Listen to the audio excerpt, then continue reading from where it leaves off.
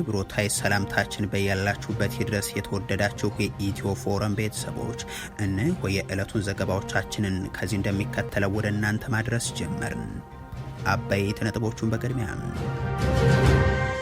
የመከላከያ ጀነራሎች የተቀበረ ጦር መሳሪያና ነዳጅ አወጣን ብለዋል። የፋኖ ኃይሎች ደግሞ በርዕሰ መዲናዋ ባህር ዳር አቅራቢያ ባሉ ስፍራዎች ጠንካራ ውጊያ ማድረጋቸውን አሳውቋል። ጀነራል አበባው ታደሰ ግንባር ተገኝተው የሀገሪቱን ወጣት ለጦርነት ሲያነሳሱም ያገዛዙ ወታደራዊ ተሽከርካሪዎችን በገፍ ሲንቀሳቀሱ የተስተዋሉበት ውሎም ሆኗል። ዝርዝሩ ተዘጋጅቷል። የብልጽግና ሹማምንት አታድንቁንም ሮሮ ቀጥሏል። ከንቲባ አዳነች አቤቤ ከመሃል አዲስ አበባ ወደ ዳር ገፉን የሚሉን እነሱ ዳር ላይ ቤት እየገዙ ነው ሲሉ አማረዋል። የ100 ሺህ ሴተኛ ዳሪ ከተማን የኔ ናት እያሉ የአንድ ብሔር ሊያደርጓት የሚሞክሯትን ከተማ ቀይረን የሚሰድቡናል ሲሉም ተደምጧል። እናንተም ታደምጡታላችሁ። ጀነራል ታደሰ ወረደ ሰላማዊ የስልጣን ርክክብ ማድረግ አለባቸው ሲል ህወሓት ሲገልጽ ጀነራሉ ምላሽ ሰጥቷል። መንግስት በሌለበት መፈንቅለ መንግስት ሊባል አይችልም ያለው ድርጅቱ አዲስ ፕሬዝዳንት ለመሾም እየተዘጋጀ ስለመሆኑ ማረጋገጫ ሰጥቷል። ከፌደራል መንግስቱ ጋር በቀጣይነት በሚኖረው ግንኙነት ዙሪያም አቋሙን አሳውቋል። ዝርዝሩ ይቀርባል። በነዳጅ ችግር የቆመ መኪና የለም የሚሉ ጠቅላይ ሚኒስትር ንግግራቸው በተደመጠ ማግስት አሽከርካሪዎች ደግሞ ለወራት ስራ ቁመናል እያሉ ነው። አሽከርካሪዎች ነዳጅ ለማግኘት ለቀናት በሚሰለፉባት አዲስ አበባ ላይ የሚገኙት የብልጽግናው ሹማምንት አመራሮችም የነዳጅ እጥረት እንዳያጋጥም አደረግን የሚል መግለጫን በአህመድ ሺዴ በኩል እያስነገሩ ይገኛሉ። እንመለከተዋለን። ሳውዲ አረቢያ ውስጥ የሞት ቅጣት የሚጠባበቁ 65 ኢትዮጵያውያን አሉ ተባለም። 3 ኢትዮጵያውያን ባለማወቅ ጫት ከየመን ወደ ሳውዲ አረቢያ ሲያስገቡ ተይዘው ሞት ተፈርዶባቸዋል። ሌላኛው መረጃችን ነው። ዶናልድ ትራምፕ ከዚህ በኋላ በኢራን ላይ ትዕግስት የለንም ሲሉ አስጠንቅቋል። ይህ በእንዲህ እንዳለ አሜሪካ በኢራን ላይ የጣለችውን እገዳ ለማራዘም ማቀዷ ከተሰማ በኋላ የዓለም የነዳጅ ዘይት ዋጋ በከፍተኛ ሁኔታ ጨምሯል። የተወደዳችሁ የኢትዮ ፎረም ቤተሰቦች አብራችሁን ስትቆዩ እነዚህን እና ሌሎችን መረጃዎችን ታደምጣላችሁ። ሰናይ ቆይታ ይሁንላችሁ። የመከላከያ ጀነራሎች የተቀበረ ጦር መሳሪያና ነዳጅ አወጣን ብለዋል። የፋኖ ኃይሎች ደግሞ በርዕሰ መዲናዋ ባህር ዳር አቅራቢያ ባሉ ስፍራዎች ጠንካራ ውጊያ ማድረጋቸውን አሳውቋል። ጀነራል አበባው ታደሰም ግንባር ተገኝተው የሀገሪቱን ወጣት ለጦርነት ሲያነሳሱ የአገዛዙ ወታደራዊ ተሽከርካሪዎች በገፍ ሲንቀሳቀሱ የተስተዋሉበትም ውሎም ሆኗል። ሀገሩን የጦርነትና የጦረኞች ያደረገው የብልጽግናው መንግስት በተለይም በአማራ ክልል በየቀኑ ኢትዮጵያን የሚሞቱባቸውን ውጊያዎችን እያከናወነ የሚገኝበት ወቅትም ነው። ፊልድ ማርሻል ብርሃኑ ጁላ ከአንድ ዓመት በፊት አማካሪያቸው አለምሸት ደግፌ ደግሞ ከአንድ ዓመት ከመንፈቅ አካባቢ በፊት በክልሉ ያለውን ሁኔታም ያለቀ የደቀቀ አድርገው አቅርበው ሰራዊቱንም ከሚሊሻ ተግባሩ ሊያስወጡ ቃል ገብተው ነበር። 90% መተናቸዋል። የቀረው 10% በዱር በገደል በዋሻ በገዳም እየተደበቀ መከላከያ ሰራዊት ሽፍታ ለቃሚ አይደለም። መከላከያ በየጊዜው ኃይል እየመደበ እያንዳንዱ መንደርና ወረዳ፣ ቀበሌ፣ ከተማ የጠበቀ ሊኖር አይችልም። ግዳጁም አይደለም። ይሄ ግዳጅ በመሰረቱ የሚሊሻና የፖሊስ ግዳጅ ነው። ስለዚህ ከዚህ ስራ መውጣት እንዳለብን አምነናል፣ እንወጣለን። ዛሬም ግን እንኳን የሰራዊቱ እዞች አየር ኃይሉንም ስምሪት ተሰጥቶት ሰው ሲገድልበት ወጣትም ሲያጋድልበት የሚውል ክልል አድርገውታል። ሀገር ለአመታት አስተምራ ለጀነራልነት ያበቃቻቸው ወታደራዊ አዛዦችም ፖለቲካዊ ልዩነት የወለደው የእርስ በርስ ጦርነትን እንደ ድልና ገድል እየቆጠሩ ሪፖርት ሲያቀርቡ ይውላሉ። የሰሜን ምስራቅ እዝ ምክትል አዛዡ ሜጀር ጀነራል ሻምበል ፈረደም የፋኖ ኃይል ቀብሮት የነበረውን በርካታ ጦር መሳሪያ ቆፍረን አወጣን ብለዋል። ጦር መሳሪያቸው ሲማረክ ገልጸው የሚያውቁት ያገዛዙ ሰዎች ከታጣቂዎች መሳሪያ መልሰን ማረክን ሲሉ መስማትም የተለመደ ነው። እኒህ ጀነራል በጫካ የተቀበረ ጦር መሳሪያ ማግኘታችን የሰራዊታችን ልዩ ተነቃናቂነት ብቃት ማሳያ ነው ባይ ናቸው። እሳቸው ይህንን እያሉ የደሃ ኢትዮጵያን ስብስብ የሆነው ሰራዊታቸው ደግሞ በዋክምራ ጋዝጊብላም በሰሜን ወሎ ቆቦ ከወንድሞቹ ጋር ሲዋጋ ውሏል። የሌትናንት ጀነራል መሐመድ ተሰማው ምስራቅ እዝ ሪፖርት ደግሞ ይቀጥላል። ጽንፈኛው በደቡብ ጎንደር አከማችቶትና ደብቆት የነበረው ነዳጅ ነዳጅ ተቆጣጣርኩ በማለት 118 ጀሪካን ነዳጅ ማራኪዎች ነን ሲልም አሳውቋል። ወደ ትግራይ አዋሳኝ አካባቢዎች በተሰማራን ሰሞን ተነጥቀን የነበሩ ወረዳዎችን ከፋኖ አስመለስን የሚል ሪፖርትም ተካቶበታል። የሜጀር ጀነራል ብርሃኑ ጥላሁኑ 6ኛ እዝ ደግሞ በጎጃም በርካታ ጦር መሳሪያና ተተኳሽ በቁጥጥር ስር አዋልኩ ይላል። መትረየስ፣ ክላሽ፣ የእጅ ቦምብና ሌሎችንም እንደሆነ በማንሳት እነዚህ በሰራዊት በኩል የሚቀርቡ ሪፖርቶች የዚህ ሰራዊት አዛዦች ከዚህ በፊት ይናገሩት የነበረውና አሁን በክልሉ ያለው ነባራዊ ሁኔታ ለየቅል ስለመሆናቸው ማሳያ ናቸው። የፋኖ ኃይሎች በአንጻሩ በክልሉ ርዕሰ መዲና ባህር ዳር ቅርብ ርቀት ያለ ስፍራን ጨምሮ በተለያዩ የክልሉ ቦታዎች ውጊያዎችን ማካሄዳቸውን ይፋ አድርጓል። ከጣና ሐይቅ አቅራቢያ ከከተማ ጥቂት ኪሎ ሜትሮች ርቀት ላይ የተደረገ ውጊያን ተከትሎ 2 ብሬንና 45 ክላሽን ጨምሮ በርካታ የጦር መሳሪያ የተገኘበትና በቁጥር በውል ያልተገለጹ የመንግስት ኃይሎችም የተደመሰሱበት ነው ብሏል። በክልሉ የሚደረገው ወታደራዊ እንቅስቃሴ አሁንም እንደቀጠለ ሲሆን በአዲስ አበባ ጎጃም መስመርን በመቶዎች የሚቆጠሩ ተሽከርካሪዎች ያገዛዙ ሰራዊትን ሲያመላልሱ ተስተውሏል። በሰሜን ሸዋ ከአንኮበር እስከ መዘዞ ባለው ቀጠና ደግሞ የድሮን ቅኝት ተመዝግቧል። ወዲህ ደግሞ የዚህ ክልል ጦርነትን ወታደራዊ ኮማንድ ፖስት በበላይነት የሚመሩት ጀነራል አበባው ታደሰም ግንባር ተገኘው ብሏል። በየትኛው የደቡብ እዝ ስምሪት የወሰደበት ቦታ ላይ እንደሆነ ግልጽ ባያደርጉም በግዳጅ ቀጠና ላይ ተገኝተው ሰራዊቱ ወንድሞቹ ጋር ይጋደልላቸው ዘንድ ማበረታታቸውን የሚገልጽ መግለጫ ግን ተሰራጅቷል። ደቡብ እዝ አስተማማኝ ወታደራዊ ዝግጁነት አቅም ገንብቷል እያሉ የተናገሩት ጀነራል አበባው ከዚህ በፊትም በተለይም በአማራ ክልል የሚንቀሳቀሰውና ጽንፈኛው ሲሉ የጠሩትን አካል ልክ አስገብተነዋል በሚል ሲናገሩ የሚታወሱም ናቸው። የብልጽግናው ሹማምንት አታደንቁንም ሮሮ ቀጥሏል። ከንቲባ አዳነች አቤቤ ከመሀል አዲስ አበባ ወደ ዳር ገፉን የሚሉን እነርሱ ዳር ወጥተው ቤት እየገዙ ነው ሲሉ አማረዋል። የ100 ሺህ ሴተኛ ዳሪ ከተማን የኔ ናት እያሉ የአንድ ብሔር ሊያደርጓት የሚሞክሯትን ከተማ ቀይረናል፣ ነገር ግን ይሰድቡናል ሲሉ ተደምጧል። የብልጽግናው ሹማምንት ባለፉት ተከታታይ ቀናት ከአንደበታቸው የማይጠፋው ገለጻ አታመሰግኑም፣ አታደንቁም፣ ጩኸትና ለቅሶ ብቻ ነው፣ እኛ የሰራነው ግን ተአምር ነው የሚል ነው። ጠቅላይ ሚኒስትሩ ትናንት በተላለፈ ንግግራቸው ሀገሩን ከሚታሰበው በላይ ብናሻግርም እንቅልፍ አጠን ብንሰራም የሚያመሰግን ግን የለም ሲሉ ተደምጠው ነበር። ተመሳሳይ ንግግር ያደረጉት ሌላኛዋ የኦህዴድ ብልጽግና ሹም ደግሞ የአዲስ አበባ ከተማ ከንቲባ ወይዘሮ አዳነች አቤቤ ሆኗል። ፍቅር ስንላቸው ወደ ጦርነት ገቡ፣ የመናገር ነጻነት ስንላቸው ወደ ስድብ ሄዱ እያሉ በስም ያልጠቀሷቸውን አካላት ያማረሩት አዳነች አቤቤም በአዲስ አበባ መሀል ገቡና አወጡን ከዳር የሚሉን እኮ ድሮ ኮንዶሚኒየም ከዳር ደረሰ ብለው የሚጨፍሩ ናቸው ሲሉም ተሰምቷል። ምነው ሰው ከፒያሳ እጣ ወጥቶለት ቱሉ ዲምቱ ሲሄድ የዛሬ 20 ዓመት አካባቢ እየጨፈረ ብር አዋጥቶ እየደገሰ ሄዶ ለእንደሸኛው እጣ ሲወጣለት ለዛውም ቆጥቦ በገዛ ገንዘቡ ማለት ነው ቆጥቦ ጥንቅቅ ባላለ ቤት እጣ ሲወጣለት ከበርቻቻ ጭፈራ ነው። እኛ ስላረግነው ነው ዝቅ የሚለው ቁልፍ ስላስረከብን ጠርተን አንድ ሁለተኛ እነሱ ለምንድን ነው ለገጣፎ ድረስ ቤት ገዝተው የሚሄዱት? ካንትሪ ክለብ መሀል አዲስ አበባ ነው እንዴ ለገጣፎ? ጨዋታው ግልጽ ነው። እኔ ካላወካሁት የሚል ነው። ሁለተኛ ሆድ ማስባስ በቀላሉ ይሄንን ህዝብ የብልጽግናው ባለስልጣናት በቅርቡ በተለቀቀው የቴዲ አፍሮ አልበም ውስጥ ዳስጣል በተሰኘው ዜማ ላይ የተገለጹ ቃላትን እየከፋፈሉ እየተጠቀሙ ምላሽ የመስጠታቸው አንድ ማሳያ ተደርጎ ሊወሰድም ይችላል። ይህ የከንቲባዋ ንግግር በፍቅር ጠርተው ከዳር እስከ ዳር መሀል ገቡና አቆሙን ከዳር የሚል ግጥም በዘፈኑ ላይ ተመላክቷልና የሆነው ሆኖ ወይዘሮ አዳነች አቤቤ አዲስ አበባ 100 ሺህ ሴተኛ ዳሪ የነበረበት ከተማ እንደሆነ እያነሱ የወንጀል መናኸሪያ እንደነበርም እያጣቀሱ ይሄን ሁሉ ነው ቀየር ነው እያሉ ተደምጧል። ከከተማዋ ባለቤትነት ጋር በተያያዘ ደግሞ የማንም አይደለችም ወደ አንድ ብሔር ሊጎትቱን ሞከሩ እንጂ በሚል ሲያቀርቡም ነው የተሰሙት። አዲስ አበባ የኔ ናት የሚል የሁለት ጫፍ የቆሙ አዲስ አበባ የጋራ ቤታችን ናት፣ የሁላችንም ከተማ ናት። ወደ 100 ሺህ የሚደርሱ ሴተኛ ዳሪዎች በየመንገዱ ኢሰብአዊ ድርጊት ይፈጸምባቸዋል። ጀነራል ታደሰ ወረደ ሰላማዊ የስልጣን ርክክብ ማድረግ አለባቸው ሲል ህወሓት ሲገልጽ ጀነራሉ ምላሽ ሰጥቷል። መንግስት በሌለበት መፈንቅለ መንግስት ሊባል አይችልም የሚለው ድርጅቱ አዲስ ፕሬዝዳንት ለመሾም እየተዘጋጀ ስለመሆኑን አረጋግጧል። ከፌደራል መንግስቱ ጋር በቀጣይነት በሚኖረው ግንኙነት ዙሪያም አቋሙን አሳውቋል።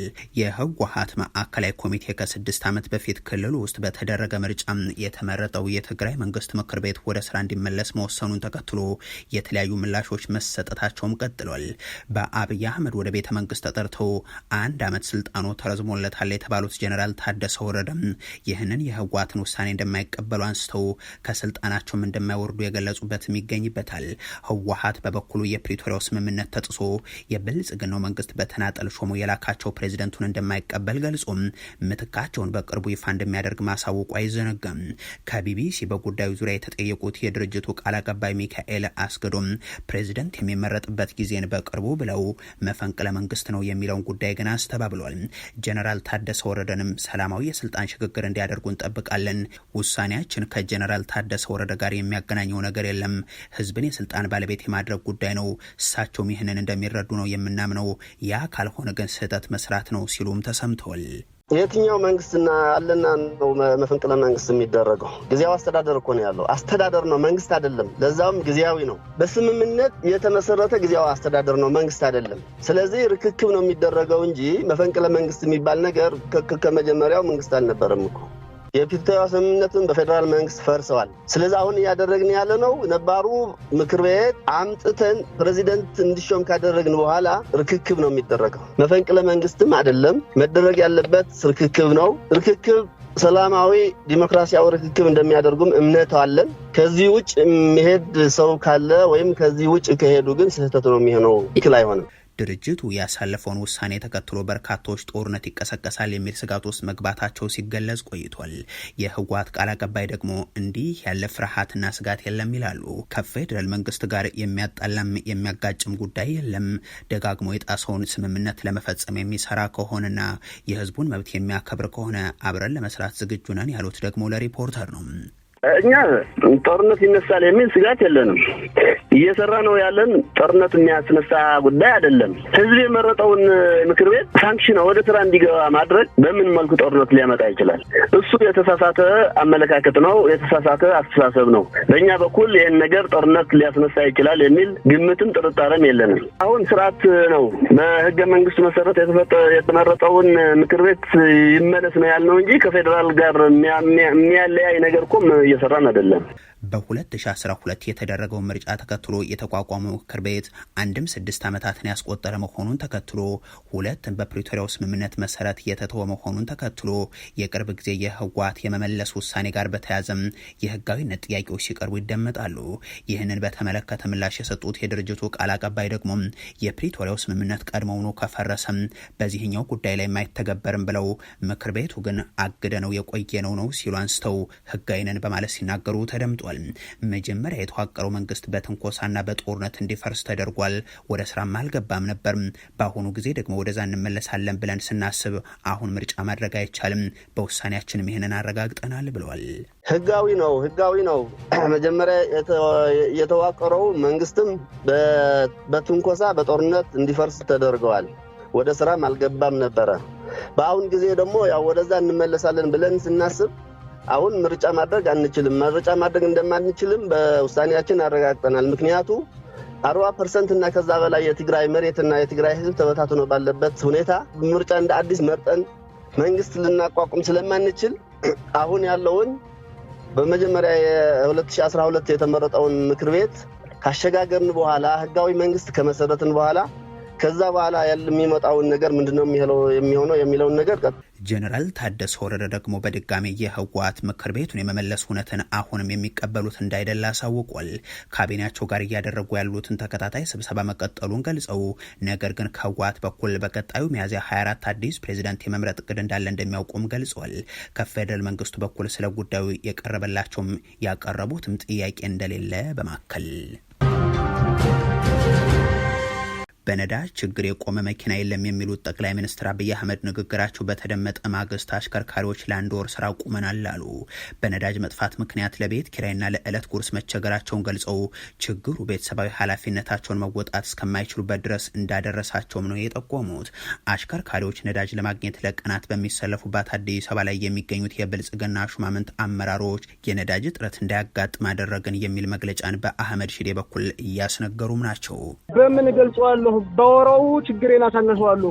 ምን ቃል የለኝም ወንድም አለ ማርያምን እንዴ ቤት በገባሁ ቁጥር ነው ሚስቴን እየሸሸ መኪና ላይ ማደር ለራሱ ጀምሬያለሁ። የምትበደረው ሰው እንኳን የለህም። በቃ ቤት ስለሚጎል በቃ ላለመጠየቅ መኪና ላይ እስከማደርስ ተሰለፈበት ቦታ እስከማደርስ ደረጃ ደርሻለሁ። እንዴት ብለን እናጂ በማህበር በቀን 2 መኪና ነው ያሉት። በቀን 2 መኪና እንዴት እንደሚሰጥ ለራሱ ያለ መናገር ማትችልም ወንድም አለ። አሁን ከተቀመጥኩኝ 25 ቀን አለ። ህዝቡ የሚናገረው እንዲህ ነው። የነዳጅ ችግር በኢኮኖሚያዊ ህይወቱ ብቻ ሳይሆን ማህበራዊ ግንኙነቱን ማመሰቃቅሏል። ወትሮም ቢሆን ነዳጅ እንዲወደድና እንዲጠፋ ያደረገው የብልጽግናው አገዛዝ የኢራን ጦርነት ከተጀመረ ወዲህ ደግሞ ለመከላከያና ለባለስልጣናት መኪኖች ካልሆነ በስተቀር ዜጎች ነዳጅ የሚያገኙበት እድል እንዲያሽቆለቁል አድርጎታል። በዚህም በርካታ አሽከርካሪዎች ስራ አጥ ሆነው ለመቆም ብቻ ሳይሆን የዕለት ጉርሳቸውንም ለመሸፈን የተቸገሩበትን ህይወት እንዲጋፈጡ አድርጓል። የሀገሪቱ ጠቅላይ ሚኒስትርና የገንዘብ ሚኒስትራቸው ግን ይህንን ይክዳሉ። የብልጽግናው ፕሬዝዳንት የቆመ መኪና የለም በማለት ነዳጅ ቸገረ በሚሉ ዜጎች ላይ ሲናደዱና የገንዘብ ሚኒስትራቸው ደግሞ አመራራችን የቤንዚን አቅርቦትን ከጦርነት በፊት በነበረበት ቀጥሏል በማለት ይዋሻሉ። ተሰለፍን ብቻ ነው የምትሉት። ተሰለፋችሁ እንጂ መኪና ኢትዮጵያ ውስጥ አልቆመም። ዛሬ እንቅስቃሴ አለ። እንዴት ሆነ ይሄ ነገር? የነዳጅ አቅርቦት አስተማማኝነትን በማረጋገጥ ረገድ ከፍተኛ ስራ ሲሰራ ቆይቷል። መንግስታችን ባደረገው ያለሰለሰ ጥረት በአጠቃላይ አቅርቦት ሳይቋረጥ በተለይ የቤንዚን አቅርቦት፣ የአውሮፕላን ነዳጅ አቅርቦት ከጦርነቱ በፊት በምንም መልኩ ሳይቀነስ በአስተማማኝ መልኩ እንዲቀርብ እየቀጠለ ያለበት ሁኔታ ማድረግ መቻላችን ከብዙ ሀገሮች በሚታይበት ጊዜ ኢኮኖሚያችን እና አጠቃላይ የመንግስት የአመራር ሁኔታ ይህንን ክራይሲስ በመቋቋም ረገድ ከፍተኛና ውጤታማ ስራ ሲሰራ ቆይቷል። ሁለቱም ሹማምንት እንዲህ በሚናገሩበት በዚህ ወቅት በኢትዮጵያ ውስጥ ያልተገደበ የነዳጅ አቅርቦት የሚያገኙ ያገዛዙ የስልጣን ዘበኛ የሆኑ የጸጥታ ተቋማትና ባለስልጣኖቻቸው እንዲሁም ቤተሰቦቻቸው ስለመሆናቸው ግን ይታወቃል። ዶይቼ ቬለ ያነጋገራቸው አሽከርካሪዎች የሚገልጹት ጠቅላይ ሚኒስትሩ የቆመ መኪና የለም ሲሉ እንደተናገሩት ሳይሆን ሾፌሮች ቆመው የመኖር አደጋ ላይ ጭምር ስለመውደቃቸው ነው። ሹፌርና ዓለም ላይ ያለ ልጅ ያለው አለ የሚመራ ቤት ኪራይ ያለበት አለ። ግን በቃ ያው ከወር በላይ ሆነ ካቆምኩ ማለት ነው። ያለን ነገር አሁን እየጨረስን ነው። ወደፊት ምን እንደሚመጣ እናቅልበታል። ብዙሃኑ ሹፌር ቁሟል። ከየት እንደሚያመጡት አላውቅም። እሱ ሹፌሮች ብቻ ሲንቀሳቀሱ እናያለን። ቁጭ ብለን እኛ እናያለን።